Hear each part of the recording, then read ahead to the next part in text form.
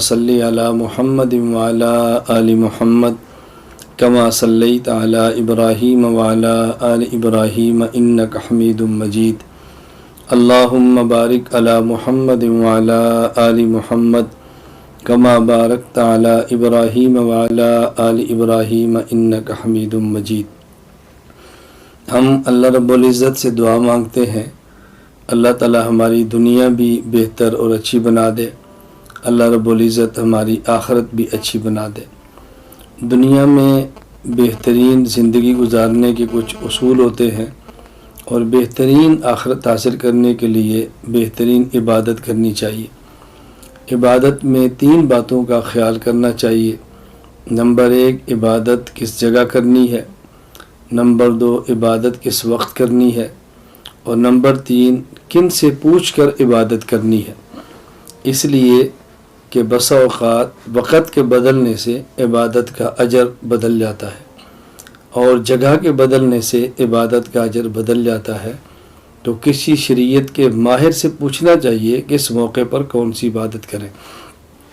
میں اس مختصر سی تمہید کے بعد یہ بات عرض کرنا چاہ رہا ہوں کہ 15 شعبان کی رات، جسے عام طور پر شب برات کہا جاتا ہے، شب کا معنی ہے رات اور برات کا معنی ہے بری ہونا، یعنی شب برات ایک ایسی رات ہے 15ویں شعبان کی کہ جس میں آدمی توبہ صحیح معنوں میں کرے تو اپنے گناہوں سے پاک اور صاف ہو جاتا ہے۔ مختلف احادیث شب برات کے بارے میں آئی ہیں۔ حضور اکرم صلی اللہ علیہ وسلم کے سارے مبارک ارشادات کو جمع کریں، ساری روایات کو جمع کریں، احادیث کو جمع کریں، تو اس میں 2 باتیں ہمیں سمجھ آتی ہیں۔ نمبر 1، اس رات کو قیام کرنا چاہیے، دن کا روزہ رکھنا چاہیے، اور رات کے قیام کا معنی یہ نہیں ہے کہ پوری رات قیام کریں، رات کے قیام کا معنی نہیں ہے کہ مخصوص تعداد میں رکھتے پڑھیں۔ قیام رات کا معنی قیام اللیل کا یہ نہیں ہے کہ ہر رکعت میں مخصوص آیات، مخصوص صورتیں پڑھیں۔ اسی طرح رات کے قیام کا یہ مطلب نہیں ہے کہ رات کے قیام کو ضروری سمجھا جائے اور جو رات کا قیام نہ کرے اسے گناہ گار سمجھا جائے۔ اسی طرح جو 15 شعبان کا روزہ ہے، اس کا معنی بھی صرف اتنا ہے کہ روزہ رکھ لیں تو بہتر ہے، مستحب ہے، اور نہ رکھیں تو گناہ نہ سمجھیں، روزہ رکھنے کو ضروری نہ سمجھیں، اور رمضان کی طرح سحری اور افطاری کے باقاعدہ اعلان نہ کریں اور اجتماعی سحری یا افطاریاں کرا کے اس روزے کے مشابہ نہ بنائیں۔ ان چیزوں کا خیال کرنا چاہیے۔ اس رات کو چونکہ آئندہ آنے والے 1 سال کے افراد کے نام لکھے جاتے ہیں، کس کس نے پیدا ہونا ہے، کس کس نے فوت ہونا ہے، کتنا کس کو رزق ملے گا، اس لیے ام المومنین امی عائشہ رضی اللہ تعالیٰ عنہ فرماتی ہیں کہ نبی کریم صلی اللہ علیہ وسلم فرمایا کہ میرا جی چاہتا ہے کہ اس دن میں جب میرا نام لکھا جائے کہ آئندہ سال میں نے کیا کرنا ہے، کہ جب میرا نام لکھا جائے کہ میری اس سال میں وفات آنی ہے، تو میں چاہتا ہوں کہ میرا نام اعمال اس حال میں لکھا جائے کہ میں روزے کی حالت میں ہوں۔ تو میں نے عرض کیا کہ 2 باتیں روایات کو جمع کرنے سے معلوم ہوتی ہیں۔ نمبر 1، رات کا قیام، نمبر 2، دن کا روزہ۔ یہ 2 بات، یہ ایک چیز تو یہ ہوگی، رات کا قیام اور دن کا روزہ۔ نمبر 2، روایات کو دیکھنے سے معلوم ہوتا ہے کہ اس رات اللہ رب العزت جہاں آسمان دنیا سے یہ اعلان فرماتے ہیں، کوئی ہے رزق مانگنے والا جس کو رزق دیا جائے، کوئی ہے مغفرت کو طلب کرنے والا جس کے گناہوں کو معاف کر دیا جائے، جہاں یہ اعلان ہوتے ہیں اس میں کوئی شک کی بات نہیں ہے، یہ اعلانات ہوتے ہیں اور ہم اس کو مانتے ہیں۔ ساتھ احادیث کو دیکھنے سے یہ بھی معلوم ہوتا ہے کہ بعض ایسے بدقسمت افراد ہیں کہ جن کی اس رات میں مغفرت نہیں ہوتی۔ روایات کو جمع کرنے سے اور شب برات کے متعلقہ ساری احادیث کو دیکھنے سے معلوم ہوتا ہے 8 قسم کے افراد ایسے ہیں کہ جن کی اس رات میں مغفرت نہیں ہوتی۔ نمبر 1، مشرک، جو اللہ کے علاوہ کسی کو حاجت روا سمجھے، اللہ کے علاوہ کسی کو مشکل کو سا سمجھے، اللہ کے علاوہ کسی کو عالم الغیب سمجھے، اللہ کی ذات کے علاوہ کسی بت یا جانور کی پوجا کرے، یہ مشرک ہے، اس کی مغفرت نہیں ہوتی۔ نمبر 2 مشاہن، ایسا وہ شخص کسی مسلمان بھائی کا دل میں بغض رکھے، اس بغض رکھنے والے شخص کی بھی مغفرت نہیں ہوتی۔ نمبر 3 مدمن خمر، ایسا وہ شخص جو شراب کا عادی ہے، اس کی مغفرت بھی نہیں ہوتی۔ کبھی شراب پیا اور توبہ کر لی، آئندہ نہ پیا، یہ الگ بات ہے۔ شراب کا عادی، اس کی مغفرت بھی نہیں ہوتی۔ بلکہ حدیث پاک میں کہ جو شخص دنیا میں شراب پیے پھر توبہ نہ کرے، اللہ اس کو جنت کی شراب سے محروم فرماتے ہیں۔ نمبر 4 مسبل ازار، وہ شخص جو شلوار ٹخنوں سے نیچے کرے، ایسا مرد، اس کی مغفرت بھی نہیں ہوتی۔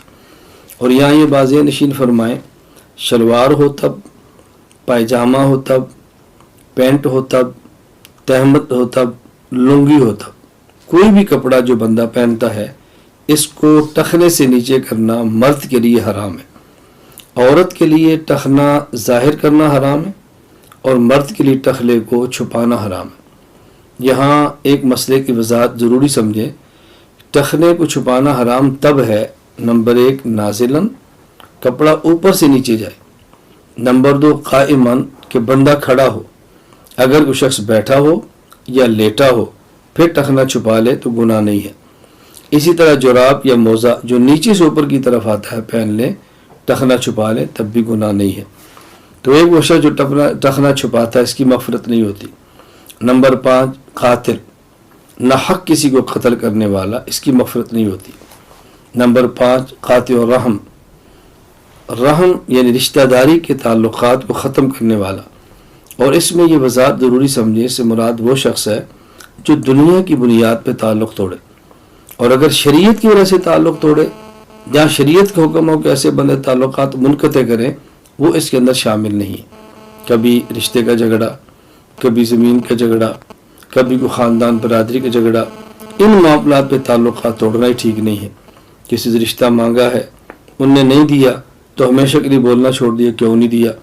ان کی مرضی ہے، بیٹی ہے ان کی مرضی ہے، بیٹا ہے، وہ رشتہ دیتے ہیں تو ٹھیک ہے، نہیں دیتے تو ان کی مرضی ہے، اس پر تعلقات ختم نہیں کیے جا سکتے۔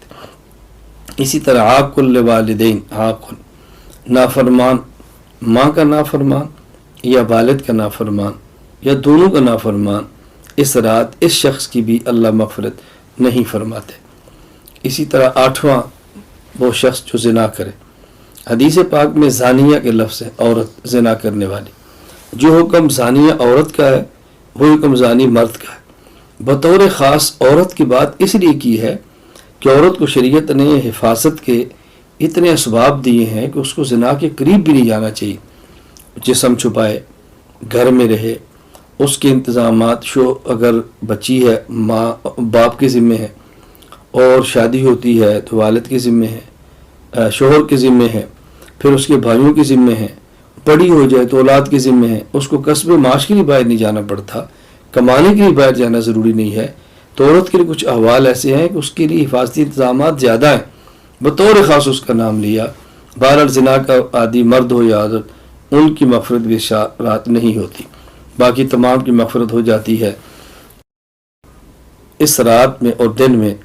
اللہ توفیق عطا فرمائے تو رات کا قیام کریں، حسب استطاعت نوافل پڑھیں، اور اللہ توفیق دے تو حسب استطاعت دن کا روزہ رکھیں۔ کوئی غریب ہے تو اس کو سحری افطاری کرا دے، یہ بھی ٹھیک ہے۔ اور اگر یہ کام نہ کر سکیں تو بطور خاص 2 چیزوں کا خیال فرمائیں۔ نمبر 1 عشاء کی نماز جماعت کے ساتھ پڑھیں اور کوئی گناہ کیے سو جائیں سنت کے مطابق، اور صبح فجر کی نماز جماعت کے ساتھ پڑھیں مرد۔ خواتین عشاء کی نماز پڑھیں، سنت کے مطابق سوئیں اور صبح فجر کی نماز پڑھ لیں، اللہ رب العزت توفیق عطا فرمائے۔ بس یہ کام کر لیں۔ دن کو روزہ نہیں رکھ سکتے تو گناہوں سے بچنے کا اہتمام کریں۔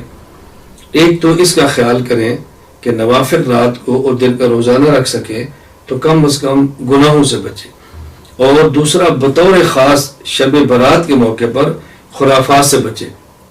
کہیں حلوہ اور پوڑی کو ضروری سمجھا جا رہا ہے، اور کہیں رات کو پٹاخے بجانے یہ بچوں کے لیے ضروری سمجھا جا رہا ہے، کہیں اجتماعی عبادت تسبیح کی نماز پڑھنی ضروری سمجھی جا رہی ہے، کہیں خواتین اور مردوں کا مخلوط اجتماع ضروری سمجھا جا رہا ہے، کہیں مساجد اور دیگر جگہوں کو چراغاں کرنا ضروری سمجھا جا رہا ہے۔ تو کم از کم یہ کریں کہ ان خرافات سے بچیں. یہ شب برات کے موقع پہ پٹاخے، شب برات کے موقع پر مخلوط اجتماع، شب برات کے موقع پہ اہتمام کے ساتھ صلاۃ و تسبیح کی جماعتیں، تو یہ بدعات ان سے بچیں، رسوم سے بچیں اور خرافات سے بچیں.